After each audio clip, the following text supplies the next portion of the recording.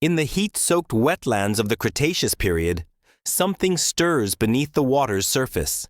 The air hangs heavy with mist and the stench of decay. Ripples glide outward, silent but deliberate, as an unseen predator closes in. The swamp falls eerily quiet.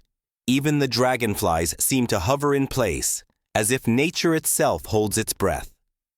For decades, the Tyrannosaurus rex has worn the crown of prehistoric fear. Its massive jaws, its bone-crushing bite, its legend etched into the very name, King of the Dinosaurs. But what if there was a predator that was deadlier, stranger, and unlike anything the world had seen? One that ruled not just the land, but the water as well. This is Spinosaurus aegyptiacus, a giant unlike any other dinosaur, a creature whose spine rose like a jagged sail above murky rivers, whose skull stretched into a crocodile-like snout lined with conical fish-grabbing teeth, and whose body was built for a deadly amphibious life.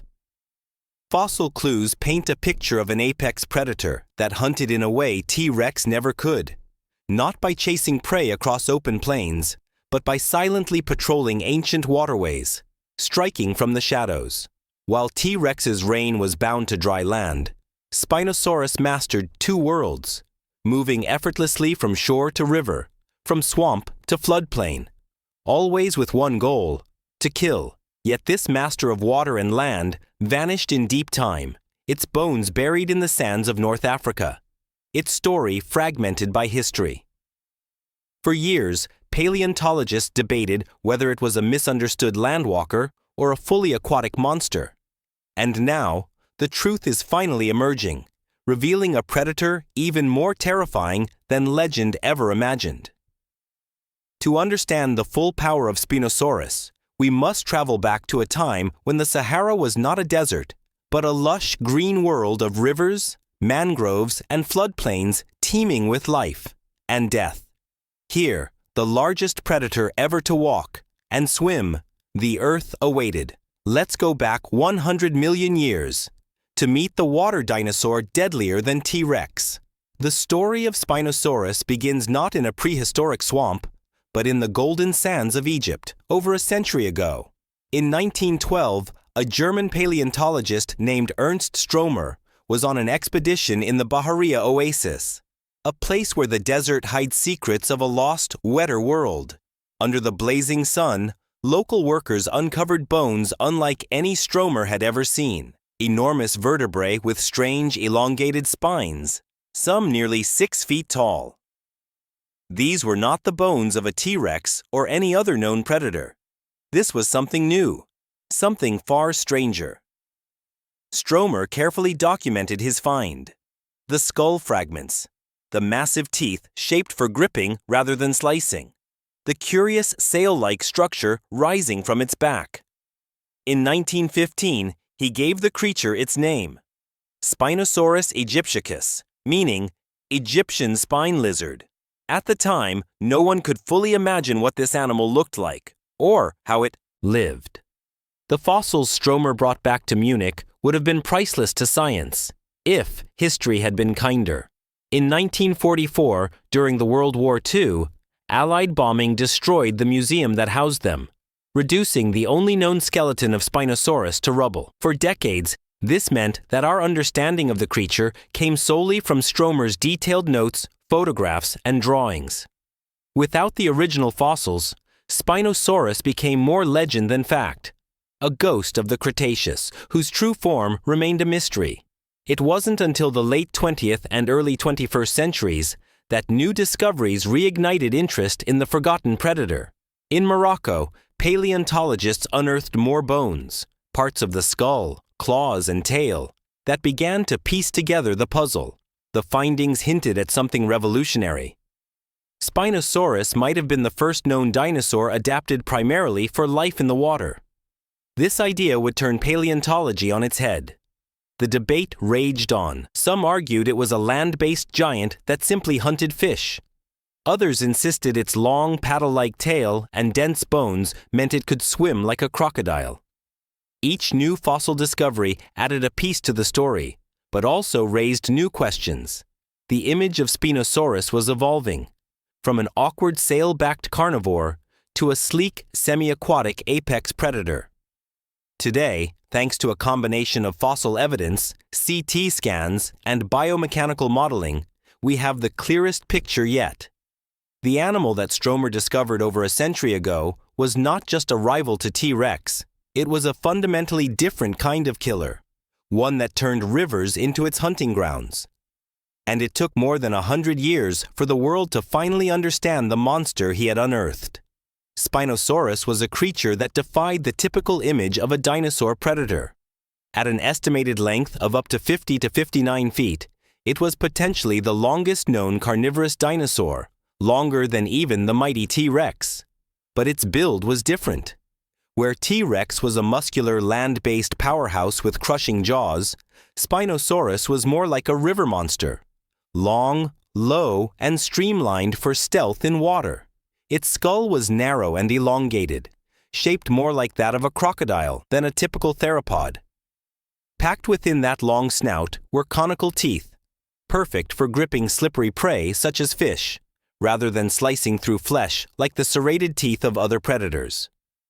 Each tooth was designed for precision, and the interlocking bite meant little could escape once caught. The creature's neck and torso were supported by strong, dense bones, denser than those of most land-dwelling dinosaurs, a trait that allowed it to stay submerged, much like modern aquatic mammals. Its forelimbs were unusually large for a predator of its size, armed with powerful claws, possibly used to hook fish or drag struggling prey from the water's edge. The most iconic feature of Spinosaurus, however, was its enormous sail. Rising from its back were elongated neural spines, each connected by skin and possibly keratin, forming a structure that could reach over 6 feet tall. Scientists still debate its exact purpose. Some believe it was a display feature to attract mates or intimidate rivals, while others suggest it helped regulate body temperature by absorbing or releasing heat. Whatever its function, the sail made Spinosaurus one of the most visually striking animals to ever walk the earth. Its tail, long thought to be rigid and unremarkable, turned out to be another evolutionary surprise. Recent fossil evidence revealed a broad, paddle-like tail that could sweep side to side in powerful strokes, an adaptation almost unheard of in other large theropods. This tail allowed Spinosaurus to propel itself through rivers and swamps with ease, giving it the agility of an aquatic predator rather than the lumbering gait of a land-based giant. Standing on land, Spinosaurus would have looked oddly proportioned. Its hind legs were shorter than those of most large theropods, and its center of gravity seemed to favor a more horizontal posture. In water, however, these features became advantages. Shorter legs reduced drag, and its body shape allowed it to glide beneath the surface like a living submarine. Its senses, too, were specialized for its watery lifestyle. The snout contained pressure-sensitive pits, similar to those found in crocodiles, capable of detecting the slightest vibrations in the water. A vital tool for hunting in murky rivers where sight alone would fail. This combination of size, adaptations, and weaponry made Spinosaurus a predator uniquely suited to rule both land and water, a niche that no other dinosaur has been found to occupy so completely. Spinosaurus lived a life unlike that of any other large dinosaur predator we know. While most theropods stalked the open plains, forests, or coastal shores in search of prey, Spinosaurus was the apex hunter of river systems and swamps. Its world was a humid, lush, semi-aquatic paradise, teeming with fish, crocodile-like reptiles, giant turtles, and even other dinosaurs that wandered too close to the water's edge. Much like modern crocodiles, Spinosaurus was likely a patient ambush predator. It would slip silently beneath the surface, keeping just the tip of its long snout exposed, its sensitive pits scanning for vibrations. When a fish, perhaps as large as a modern sturgeon or as deadly as a prehistoric coelacanth, swam within range, Spinosaurus would lunge with explosive force, jaws snapping shut with bone-crushing precision. Its conical teeth, gripping like a vice, ensured that slippery prey had no chance of escape. But Spinosaurus was not a creature confined to the water. Fossil evidence suggests it ventured onto land, though it was likely awkward and slow compared to fully terrestrial predators. On land, it may have scavenged carcasses or stolen kills from other carnivores. Its sheer size and intimidation factor meant few creatures could challenge it. Even the fearsome Carcharodontosaurus, another top predator of the region, may have thought twice before engaging a fully grown Spinosaurus near the water. In its watery domain, however, Spinosaurus was unmatched. Its paddle-like tail propelled it forward in swift, snake-like undulations. Its shorter legs allowed it to maneuver in shallow streams without getting caught or toppled. The creature may have spent hours drifting in calm waters, conserving energy until the perfect moment to strike. Spinosaurus may also have been a seasonal traveler. During the wet season, rivers swelled with fish and aquatic prey, offering a buffet of resources. But in the dry season, water levels dropped and competition increased. During these times, Spinosaurus may have moved along river systems, seeking deeper pools or migrating to floodplains where food remained plentiful. This movement would have brought it into occasional contact and possibly deadly confrontations with other large predators. Its sail might have played a role here as well. When basking on sandbanks or river shores, the sail could have absorbed heat from the sun, allowing Spinosaurus to warm its massive body quickly after a cool night. In social behavior, the sail may have been a visual display, perhaps used in dominance rituals, courtship, or even to ward off potential rivals without the need for physical combat. The solitary or social nature of Spinosaurus remains debated, but given its size and dietary needs, it's likely it lived mostly alone, coming together only for mating, or when abundant food drew multiple individuals to the same location. This would have made any meeting between two adult Spinosauruses a rare but potentially awe-inspiring event. Massive sails rising above the water, tails thrashing, and roars echoing across the swamp. In essence, Spinosaurus lived in a way that blurred the lines between fish, crocodile, and dinosaur. It was as comfortable submerged in a prehistoric river as it was resting along its banks, a predator perfectly adapted to a dual existence, making it one of evolution's most fascinating experiments. The reign of Spinosaurus, like that of all prehistoric giants, eventually came to an end, not with a single dramatic event, but through a series of changes that reshaped its world. Around 95 million years ago, the lush river systems of North Africa began to shift. Tectonic movements, climate changes, and fluctuating sea levels slowly altered the environment that Spinosaurus called home. The vast wetlands and slow-moving rivers where it thrived began to dry out in some regions, replaced by open floodplains and harsher landscapes. This transformation meant a decline in its primary food source, the massive fish and aquatic reptiles that once teemed in abundance. Without constant access to these prey-rich waters, Spinosaurus faced mounting pressure to adapt or perish. Competition from other predators may have intensified during this period. The formidable Carcharodontosaurus and other large theropods were better suited for land-based hunting, giving them the upper hand as water sources diminished. On land, Spinosaurus's semi-aquatic body design became a disadvantage. Shorter hind limbs and an elongated body made it slower and less maneuverable than its fully terrestrial rivals.